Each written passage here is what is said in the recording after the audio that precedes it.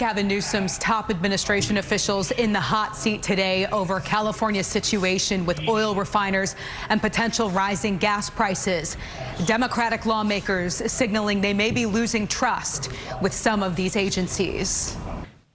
I know that what climate leadership does not look like, and that is $10 gas. California's clean air push facing pushback from both political parties.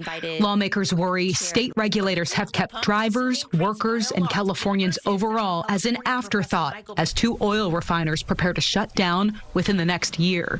Those two account for about 20% of the state's oil refining capacity. We're talking about a plan when these companies leave and what happens to the land. I'm concerned about what happened to the people.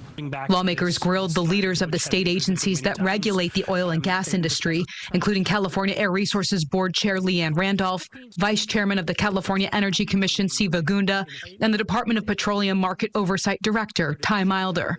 We have a crisis on our hand that may have been self-created by the actions that perhaps have been taken by the state, by regulators. Democratic Assemblyman David Alvarez and others frustrated after they were swayed to approve some of the latest regulations put on the oil and gas industry. I think I also heard you say that another closure can lead to a significant increase in cost to consumers on the price of gas.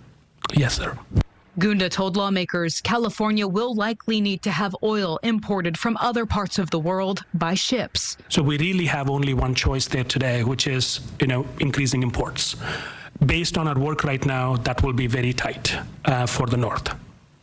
Increase in imports, which means that you have more vessels who, what I've heard also, with you increase the vessels, then that means more emissions because we don't control those vessels and the emissions at which they bring. Is that correct? But you are correct that additional marine traffic would implicate air quality issues beyond state waters that we do not regulate.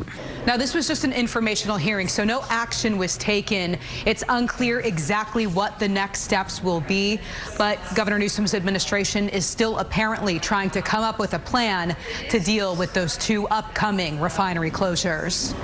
Reporting at the state capitol, Ashley Zavala, KCRA 3 News. And as for those two closures coming up, Phillips 66 in Southern California closing by October of this year, and then Valero in Benicia plans to shut down operations in April of next year.